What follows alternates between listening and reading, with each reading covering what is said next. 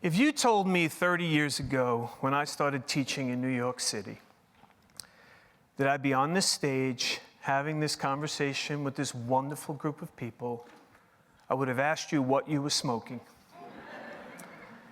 Because you see, I was lost out of college. I bombed the LSAT, so law school wasn't a reality, but finding a job was. So my mom, a former principal, got me an interview at a local junior high school. And since you always should listen to your mom, especially when you just moved back into her house, I went. I had no education credits, no student teaching experience, no certification. So naturally, I got the job.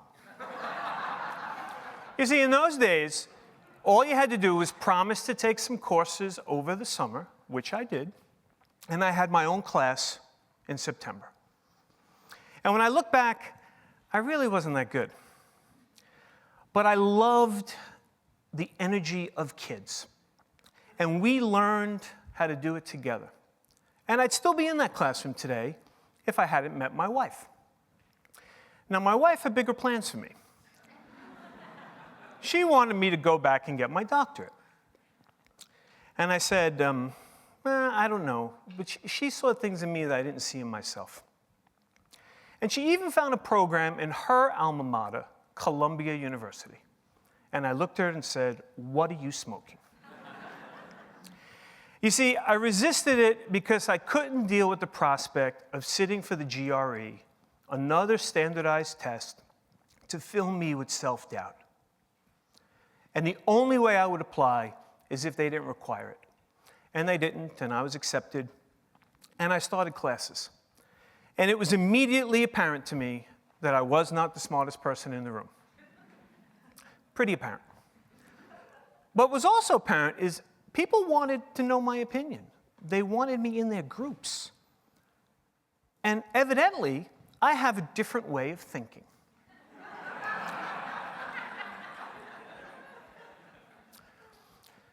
And that was a huge epiphany for me. See, it took me a long time in my life to reconcile that my performance on standardized tests was in no way a reflection of my intelligence. And that one moment in time doesn't define how you're going to do in life. It's what you bring to the table. And of course, a degree from Columbia doesn't hurt. So I began my administrative career with a mantra. You know, like orange is the new black. Mine was, thinking differently is the new smart. Because after all, isn't that what we want kids to do? Especially in this century, we want them to think differently. Isn't that what separates computers and humans? And how do we do that as schools? A lot of schools embrace this notion of the 4 C's, which is a small piece of the P21 framework, but creativity, collaboration, critical thinking, communication. Those are great, but how do you embed those in everyday schoolwork? And more importantly, how do you assess it? Last time I checked, there is no creativity on the SAT. Good. So, it came down to, I advocate there really should be a 5th C, choice. Our kids are consumed with choices in this digital world. They have information at their fingertips. We don't let them choose anything. And it's really simple. The logic is, if I give students choice in the work they're doing, they're more likely to be engaged and produce better products. Choice matters. And I don't mean multiple choice. In Mineola, we started a 1-to-1 5 years ago, and our emphasis and focus was give kids the ability to create and demonstrate what they know. And I vividly remember a phone call from a parent saying, "What did you do to my kid?" "I didn't do anything." "He's been in the basement the entire weekend, hours upon hours with this stop-motion stuff, making a 3-minute video." A 3-minute video. So I want to share with you 30 seconds of my friend Andrew's book report on the Battle of Saratoga. And my hypothesis is that because Andrew chose how to demonstrate his knowledge, that he's going to have a deeper understanding more than he ever could by answering A, B, C, or D.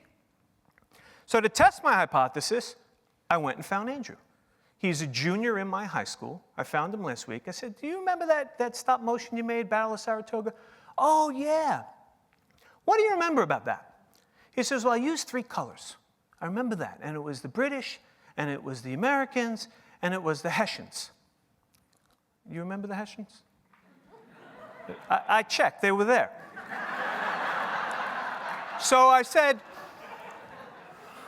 what else? He says, well, you know, the British were trying to do this divide and conquer North and South, seal off New England, but they lost.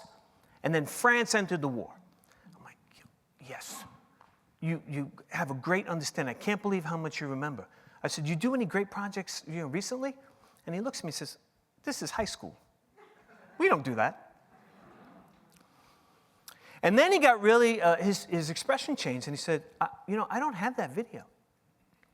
And that doesn't surprise me either, because we don't cultivate this notion that children should demonstrate and show off their understanding and their best work. And that's the final piece of choice.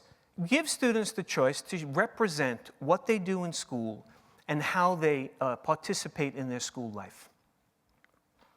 And digital portfolios today make that very, very easy. But we need a new image for a portfolio. By definition, it's a large, flat case. And that really isn't too jazzy. So I was thinking, what image could I think of that represents choice, but also has essential elements that are easily recognizable? And it came to me. Pizza. Well, think about it. You have a crust, and you have cheese. Everything else is up for grabs. I'm from New York. We put pasta on pizza. You know, and what the pizza you choose, and even how you eat it, is all about you. But you can have 2 pies side by side with different ingredients and different toppings, looking completely different. They could be round, they could be square, it could be flatbread, but you know it's pizza. Wouldn't it be wonderful if we looked at our schools the same way? And so what does this all mean? Well, how many of you have not checked your phone today or asked Siri a question in the last week? We live in a digital world, and we're old. Think about kids growing up in this world. Intelligence, smartness isn't defined by a test you take.